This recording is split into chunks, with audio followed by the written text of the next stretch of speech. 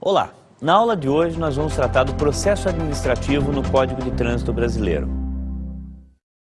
O que significa processo administrativo? Processo é uma sequência de procedimentos que você parte de um lugar para chegar em outro. Como você vai fazer, por exemplo, um processo para confecção de um bolo, por exemplo? Você parte dos ingredientes, dos ovos, do leite, da farinha, passa por uma série de procedimentos para chegar ao resultado final, que é um bolo. No caso do processo administrativo previsto no Código de Trânsito, nós partimos de uma ação, de um fato qualificado ou tipificado como infração de trânsito para chegar no resultado final, que é a aplicação da penalidade, que é a resposta que o Estado vai dar para esse fato que ocorreu. E durante todo essa sequência de procedimentos é que nós teremos as fases de defesa, as fases de recurso, para que garanta ao cidadão todo esse direito dele a se defender. Então é por esse motivo que nós temos um capítulo específico no Código de Trânsito que trata do processo administrativo. E também ele se chama processo administrativo porque nós não estamos tratando um processo judicial, não será um juiz que irá julgar aquilo que está sendo tratado durante essa sequência de procedimentos, e sim uma autoridade administrativa de um dos órgãos componentes do Sistema Nacional de Trânsito. O nosso processo administrativo, ele se inicia pela autuação. A autuação é o momento em que o agente da autoridade ou um equipamento eletrônico devidamente homologado para essa finalidade, ele verifica, ele detecta a ocorrência de uma infração e apropria essa informação no auto de infração. É o que nós chamamos a lavratura do auto de infração. O artigo 280 ele prevê exatamente isso. Ocorrendo uma infração de trânsito, será lavrado o auto de infração, do qual deverá constar algumas informações, dentre elas, qual que foi a tipificação, ou seja, o fato detectado como infração, local, data e hora do cometimento dessa infração, os caracteres que identificam o veículo no qual foi cometida essa infração. Sempre que possível, será tomada as informações a respeito desse condutor ou do infrator, quando é possível fazer essa identificação, além de outros dados necessários à correta identificação. Portanto, a autuação é, como eu disse, aquele momento em que se detectou a ocorrência do fato tipificado, previsto como infração de trânsito, e ele foi materializado no auto de infração. Nesse momento, caso seja colhida a assinatura do infrator, é possível que você faça não só a autuação, mas a notificação naquele momento que houve a autuação. Há duas maneiras de ser realizada essa autuação: ou com flagrante, que tradicionalmente é chamado de abordagem direta, ou sem flagrante, popularmente conhecida por autuação à revelia. Aquela feita mediante abordagem é o momento que o agente da autoridade faz a parada, obstaculiza a continuidade da condução do veículo e toma os dados desse condutor, consequentemente tendo condição inclusive de colher a sua assinatura para, além de autuá-lo, fazer a notificação de momento. A autuação à revelia, ou sem o flagrante, como é utilizado no artigo 280 do Código de Trânsito, é aquela autuação em que é feita sem que o veículo seja parado, para que em seguida seja feita a notificação ao proprietário do veículo, o qual futuramente fará a indicação do seu condutor. Há também que se distinguir quando a infração ela é de responsabilidade do condutor e de responsabilidade do proprietário. E para isso nós recorremos ao artigo 257 do Código de Trânsito, nos parágrafos 2º e 3º. Nessa situação, nós podemos verificar que o Código estabelece quando a infração ela é decorrente da condução do veículo, exemplo, excesso de velocidade, estacionamento, desobediência ao semáforo, ela será de responsabilidade do condutor. Porém, quando a infração ela é relativa à regularidade do veículo, seus equipamentos, documentação, licenciamento, equipamentos obrigatórios, inalterabilidade de características, essas são infrações inerentes à propriedade do veículo. Portanto, para ilustrar, se um veículo for abordado e se verificar que há, por exemplo, não está devidamente licenciado, o infrator dessa infração será o proprietário do veículo. Não há condutor a ser indicado, ainda que outra pessoa naquele momento esteja conduzindo. Porém, quando é uma infração relativa à condução, à direção do veículo, como eu falei, a desobediência a um semáforo vermelho, essa infração ela será notificada ao proprietário do veículo, o qual poderá indicar o condutor, ou caso ele seja abordado, esse será o infrator, a pessoa que estava conduzindo, independente de quem seja o proprietário desse veículo. E aí nós entramos na situação de identificação do infrator. A identificação do infrator, ela pode ser feita de três maneiras. Quando existe a abordagem direta, que foi a autuação feita com o flagrante, o próprio agente de trânsito, que goza de presunção de veracidade e fé pública para isso, ele já faz a identificação do condutor. Nesse caso, não há mais que se modificar isso, porque o próprio agente de confiança da autoridade de trânsito é que fez essa identificação. Nesse caso, ela é feita de pronto no momento da autuação. Caso tenha havido a autuação à revelia ou sem flagrante, o proprietário recebe uma notificação, chamada notificação da autuação, o qual comporta um formulário destinado à indicação do condutor. Vale lembrar que esse formulário, ele só virá ao proprietário do veículo para identificação do condutor quando se trata de uma infração de condução. Assim, por exemplo, se eventualmente alguém foi autuado porque estava sem a placa dianteira do veículo e foi colhida a placa traseira, os caracteres alfanuméricos da placa traseira, quando esse proprietário receber a notificação, não haverá espaço para indicar condutor, justamente por se tratar de uma infração de proprietário. Recairá a responsabilidade sobre o proprietário. Porém, quando se trata de uma infração de condução, e que não houve abordagem direta, aí sim, a notificação da autuação virá com um formulário destinado à identificação do condutor e o proprietário terá um prazo, com uma data determinada, para que ele faça essa indicação. Aí nós chamamos do condutor indicado pelo proprietário. Porém, caso esse condutor ele não faça a identificação no prazo legal, aliás, esse proprietário não faça a indicação no prazo legal, ele será considerado responsável pela infração. É o que nós podemos chamar do condutor presumido, que se trata do proprietário que, tendo sido notificado e com prazo para indicar o real infrator, não o fez, portanto passou a ser considerado o responsável pela infração. A resolução 149 do CONTRAN, de 2003, é que trata dessa fase de indicação do condutor, além da primeira fase de defesa. Então é nela que está estabelecida a forma de indicação de condutor, os documentos que devem ser juntados, como por exemplo a cópia do documento de habilitação, as assinaturas tanto do proprietário quanto do condutor, além dos dados desse condutor para fins de notificações futuras. Então a resolução 149 do CONTRAN, do Conselho Nacional de Trânsito, do ano de 2003, é que disciplinou essa primeira fase de indicação do condutor, além, logicamente, de outros detalhes a respeito da defesa que será realizada no decorrer desse processo administrativo. Agravamento da multa por não indicação do condutor infrator.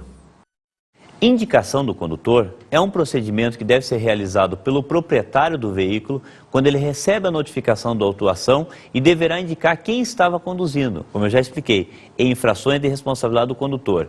E aqui há consequências a serem esclarecidas. Quando esse proprietário é pessoa física, a não indicação do condutor no prazo legal faz com que recaia sobre essa pessoa física proprietária na condição de condutor presumido. É o que está previsto no artigo 257, parágrafo 7º do Código de Trânsito. Se não houver indicação do condutor no prazo legal de 15 dias, essa infração, essa responsabilidade recai sobre o proprietário, pessoa física. Porém, o parágrafo 8º do artigo 257, ele prevê também a hipótese de quando o proprietário pertence a uma empresa, a uma pessoa jurídica. Logicamente que ela não tem uma personalidade semelhante a uma pessoa física, é uma ficção jurídica, é uma empresa, não tem uma existência física, muitas vezes é até virtual. Então, nesse caso, o veículo pertencendo à pessoa jurídica, como ela não tem, inclusive, carteira de habilitação para ser perdida ou para ser pontuada, a não indicação do condutor vai trazer uma consequência pecuniária, uma consequência financeira, que se dá da seguinte maneira, nos termos do parágrafo 8º, artigo 257. Não sendo indicado o condutor no prazo legal e sendo o veículo de propriedade de pessoa jurídica, será lavrada nova infração, nova multa, cujo valor será mantido o da multa inicialmente aplicada e será aplicada outra multa. E esse valor será o resultado do valor da multa inicial multiplicado pela quantidade de infrações iguais nos últimos 12 meses. Parece um pouco confuso e vai ser melhor esclarecido através de um exemplo. Por exemplo, hipoteticamente a multa é de R$100. O que eu faço caso a pessoa jurídica, a empresa, não indique o condutor? Eu mantenho essa multa de R$100 e lavro outra multa, que é desse valor de R$100, multiplicado pela quantidade de infrações iguais, com a mesma codificação que ocorreram nos últimos 12 meses. Por exemplo, outra infração de R$100. O cálculo ficará da seguinte maneira: 100 mais 100 vezes 1, o resultado final será 200. Na segunda vez em que não houver indicação do condutor, e seja o veículo pertencente à pessoa jurídica, eu vou colocar esse valor de 100 mais 100 vezes 2. O resultado final é de 300. Portanto, haverá sempre uma multiplicação proporcional à quantidade de vezes em que esse condutor, infrator, não foi indicado pela empresa, pela pessoa jurídica. Detalhes a respeito disso. Será considerada, para fins dessa multiplicação, não a frota, e sim o veículo individualmente. Ou seja, mesmo que essa pessoa jurídica tenha vários carros cometendo a mesma infração, para fins desse fator de multiplicação será considerado aquele veículo individualmente. Outro detalhe importante, quando houver a indicação do condutor, esse número não será computado. Por exemplo, na primeira vez não houve indicação do condutor, a multa dobrou de valor. Na segunda vez houve indicação do condutor, a pessoa indicada seria pontuada, mas não haveria o aumento do valor pecuniário. Na terceira vez já não seria multiplicado por 3, e sim por 2, porque na segunda vez houve indicação do condutor. Todos esses detalhes, eles podem ser encontrados na Resolução 151 de 2003 do Conselho Nacional de Trânsito, que ele veio justamente a tratar de maneira específica o caso da pessoa jurídica prevista no artigo 257, parágrafo 8º. E é justamente essa regra, ela veio como uma forma de desestimular ao cometimento de infrações. Exemplo, a distribuição de bebidas. No código anterior, era mais fácil, era mais vantajoso que a empresa ela já computasse o valor da multa na distribuição da bebida, por exemplo, e não haveria forma de coibir a ocorrência da infração. O código ele veio justamente com essa finalidade. Ou a pessoa jurídica indica o condutor e ele vai perder a carteira pelo acúmulo de pontos, pela própria infração de trânsito, ou ela vai assumir um valor pecuniário que pode se tornar tão grande e que vai desestimulá-la a cometer infrações de trânsito. Então, essas são as consequências, no caso do veículo pertencer à pessoa física, recai sobre o proprietário pessoa física a responsabilidade. No caso da pessoa jurídica, há esse agravamento pecuniário quando não é indicado o condutor infrator. Defesa prévia ou defesa da autuação. É o momento inicial, prévio. Por que se chamaria defesa prévia? Porque ainda não houve a aplicação da penalidade. Nesse caso, o agente de trânsito, ele fez a autuação e levou a conhecimento da autoridade que vai aplicar essa penalidade. Nesse aspecto, comporta nós fazermos um pequeno esclarecimento desses dois conceitos, do que é autoridade de trânsito e do que é agente da autoridade de trânsito. Por definição, que nós encontramos no anexo 1 do Código de Trânsito, os conceitos e definições, a autoridade de trânsito é o dirigente do órgão executivo, o qual está responsável por esse processo.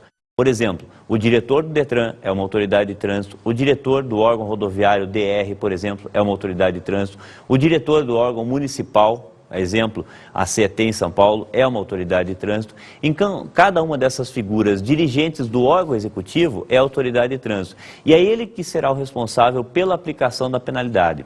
O agente da autoridade é aquele que, em seu nome, em nome da autoridade de trânsito, vai fazer a fiscalização, o policiamento, o patrulhamento, ou seja, vai colher aquelas informações a respeito do fato ocorrido e levar a conhecimento da autoridade de trânsito.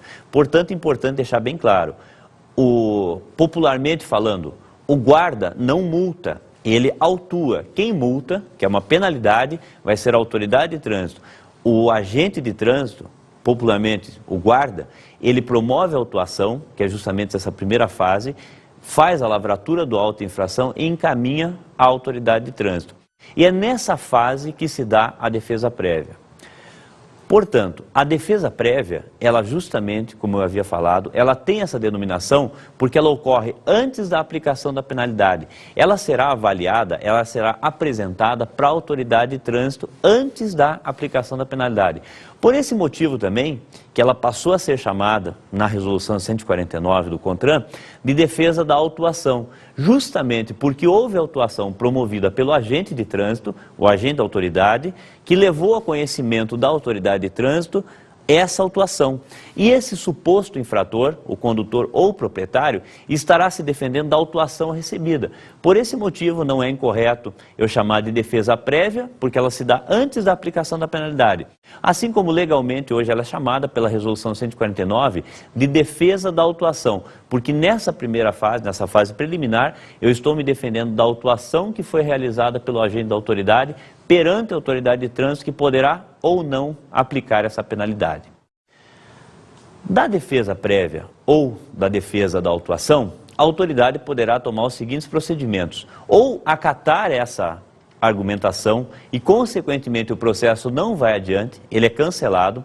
Ela pode também, de ofício, cancelar a autuação ou por irregularidade. Deve ser verificada toda a regularidade de preenchimento. Alguns exemplos: se não houver correspondência da placa de registro com o modelo do veículo. Eventualmente houve autuação de uma BMW, por exemplo, mas a placa corresponde, por exemplo, a um Volkswagen, um Fusca.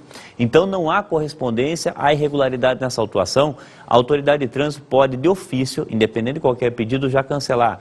Quando, por exemplo, não há correspondência com a natureza da infração e o tipo ou espécie do veículo. Por exemplo, falta de cinto de segurança em motocicleta ou falta de capacete em ônibus. Ou foi por um erro de preenchimento do auto de infração ou até mesmo a placa clonada.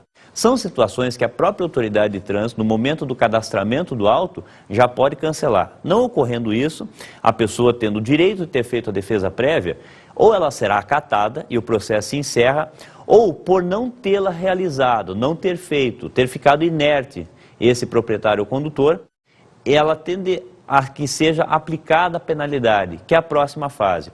Detalhe importante que eu falei agora: a pessoa poderá. A defesa prévia ou defesa da autuação, ela tem um caráter facultativo. Significa que se eventualmente a pessoa não fizer essa defesa prévia, não terá uma consequência como seria no processo judicial a revelia, ou seja, entender que ela é culpada por não ter feito. Se ela ficar inerte, a tendência é que ocorra a fase seguinte, que é a aplicação da penalidade. Sob tal aspecto, o artigo 282 é que já prevê essa próxima fase. Ou seja, não tendo sido acatada a defesa prévia, ou não tendo sido feita, ou não tendo sido o auto de infração cancelado por irregularidade, ocorrerá a aplicação da penalidade, a imposição da penalidade. E é nesse momento que chega a segunda notificação. Nós devemos lembrar, inclusive, que quando a autuação ela se realizou sem a abordagem, sem a parada, ou seja, a revelia, sem o flagrante, existe um prazo para que a notificação da autuação ela seja expedida ao proprietário cujo veículo se encontra registrado. O artigo 281, no parágrafo único, inciso 2º, estabelece que no prazo de 30 dias deverá ser expedida a notificação da autuação. E vem a pergunta: o que significa essa expressão expedida a notificação da autuação? Quem responde, ou a norma que responde, é a própria Resolução 149, que veio a definir que expedição da notificação é a data entre o fato ocorrido, tipificado como infração, e a data que o órgão de trânsito dispõe àquele responsável pela remessa postal, que é o correio. Então, essa expedição, esses 30 dias previstos na lei, não são para a chegada da notificação da autuação na casa do proprietário do veículo, e sim é o prazo entre a ocorrência da infração e a data que foi colocado no correio para que venha a ser remetida à casa do proprietário. Essa definição foi colocada pela resolução número 149 do CONTRAN. A aplicação da penalidade. Superada a primeira fase da defesa prévia da defesa da autuação, ou porque ela não foi acatada, ou porque não foi feita, haverá essa aplicação da penalidade. Portanto, a autoridade de trânsito, ela fará a notificação, novamente, ao proprietário do veículo. Agora essa notificação vai ter a denominação de notificação da imposição de penalidade, que ela já virá, inclusive, em forma de guia de pagamento, porque nesse momento estamos falando da penalidade de multa e com esse documento, com essa notificação de penalidade, a pessoa, inclusive, consegue realizar o pagamento espontâneo da penalidade de multa, da penalidade pecuniária. Essa notificação de penalidade, ela deverá trazer a data para a realização do recurso, para a apresentação do recurso. Deverá ser uma data determinada, cujo prazo entre a chegada da notificação da penalidade e essa data não pode haver um prazo inferior a 30 dias. Portanto, não significa que haverá um prazo de 30 dias dentre a notificação que chegou na casa do cidadão e a data que poderá ser feita o recurso. E sim, a notificação deverá vir com uma data determinada, cujo prazo entre a chegada na sua casa e essa data não poderá ser um prazo inferior a 30 dias. Para quem poderá ser apresentado agora o recurso? Aliás, por que se chama recurso? Porque já teria ocorrido a aplicação da penalidade e eu vou reverter, eu vou recorrer dessa decisão que foi aplicada pela autoridade de trânsito. Recursos administrativos, Jari, CETRAN ou CONTRAN. Cada órgão executivo, cada autoridade de trânsito tem um conselho, um colegiado chamado Jari, Junta Administrativa de Recursos de Infrações. Pode inclusive ter mais de uma Jari ou Jari, já que se trata de uma sigla, em cada órgão de trânsito. E esse recurso administrativo será apresentado para esse colegiado. De duas maneiras a pessoa poderá apresentar, ou mediante o pagamento espontâneo do valor da multa, ou sem o pagamento. Caso a pessoa, dentro do prazo estabelecido nessa notificação da aplicação da penalidade, ela opte por fazer o pagamento espontâneo do valor pecuniário da multa, ela gozará de um desconto de 20%. A lei fala, a pessoa, nesse caso, poderá pagar o valor da multa por 80% naquilo que já está previsto na lei. Portanto, 20% de desconto, fazendo o pagamento espontâneo. Então, ela terá a opção de recorrer a Jari sem fazer o pagamento, e caso não tenha sucesso, terá que fazer o pagamento integral, ou fazer o pagamento com o benefício dos 20% de desconto e ainda aproveitar o recurso administrativo. Aí, a decisão da Jari.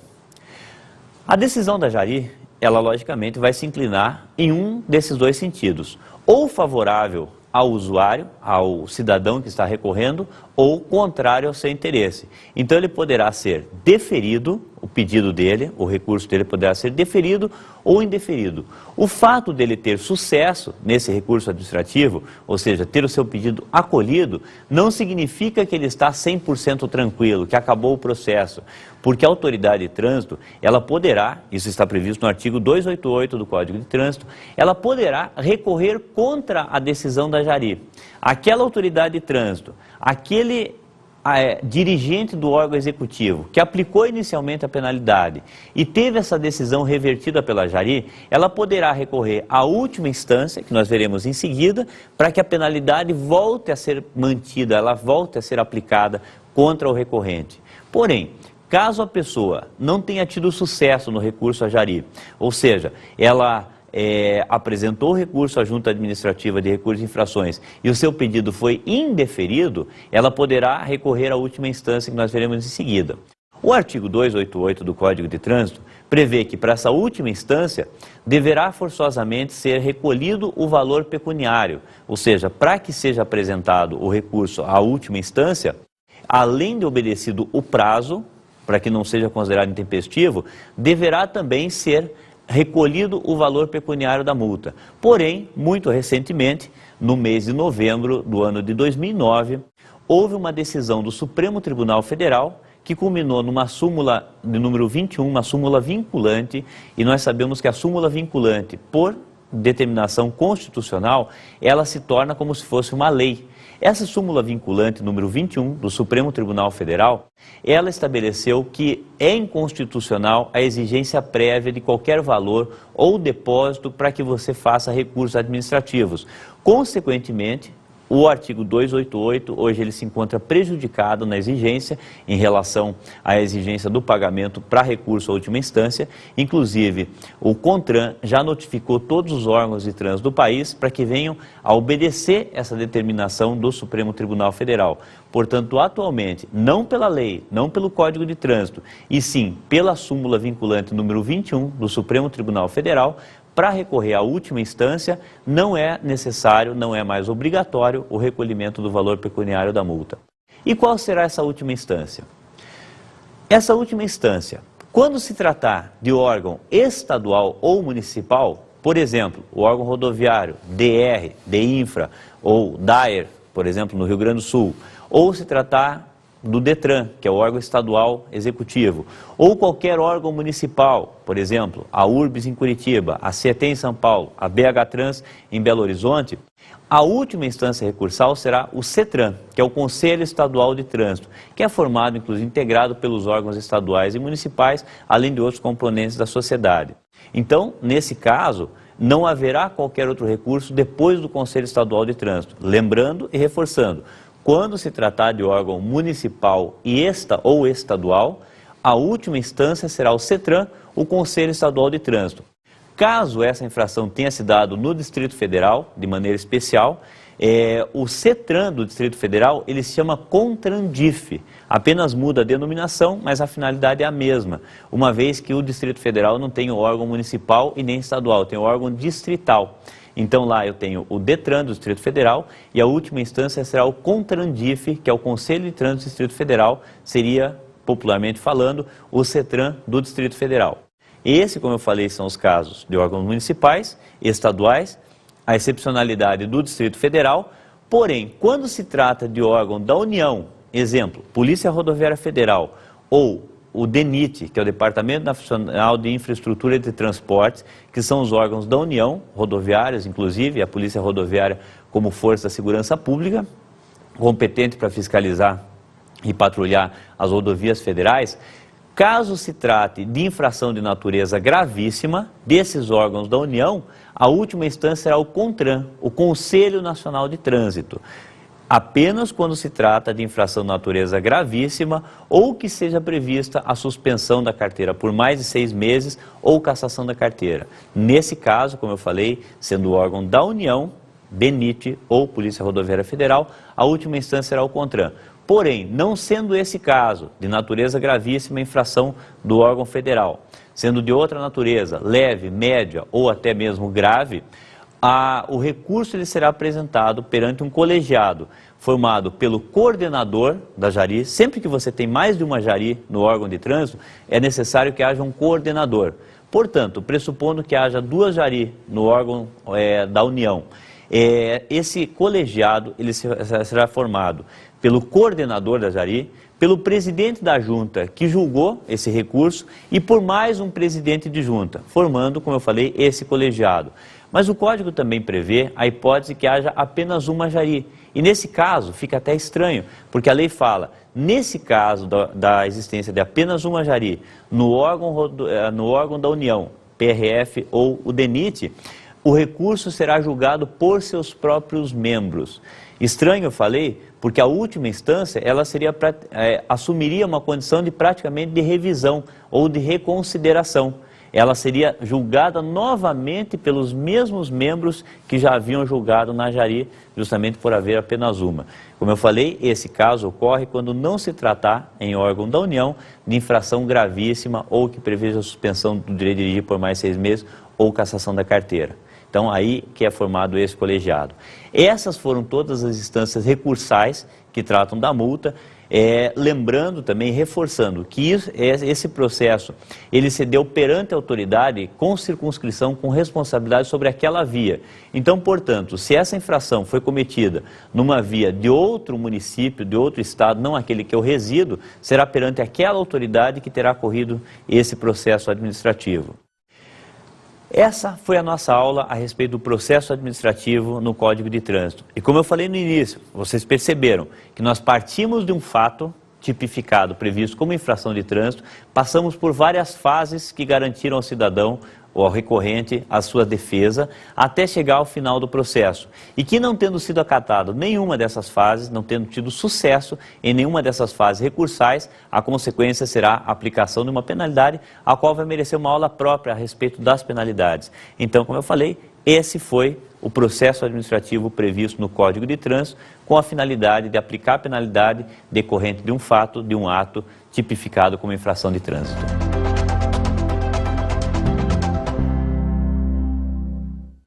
A nossa aula de hoje, ela deverá ser estudada no capítulo 18 do Código de Trânsito Brasileiro, que se inicia a partir do artigo 280 e trata de toda a parte do processo administrativo.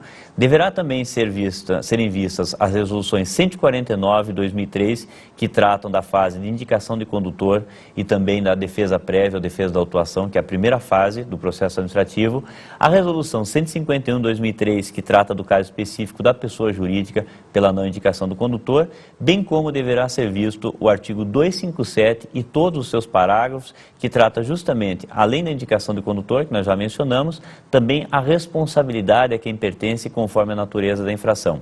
Esses dispositivos legais, essas normas, elas podem ser pesquisadas de maneira especial no site do Denatran, que é o Departamento Nacional de Trânsito, que pode ser encontrado na página www.denatran.gov.br. Você vai verificar que ao lado esquerdo existe legislação, onde se encontra o texto fiel do CTB, do Código de Trânsito Brasileiro, e as resoluções do CONTRAN, colocadas todas elas em ordem decrescente de que foram publicadas. Eu recomendo essa legislação que se encontra no site do Denatran, porque ela é a mais atualizada. Inclusive, é tomado cuidado da legislação quando ela é modificada, quando ela é revogada, o texto antigo ele fica grifado, fica riscado, mas permanece no site. E, em seguida, o texto atualizado, inclusive com a lei que o modificou, ela permanece. Então, para fins de estudos, é a melhor fonte que eu recomendo, além da atualização, essa observação daquilo que já foi revogado permanece também.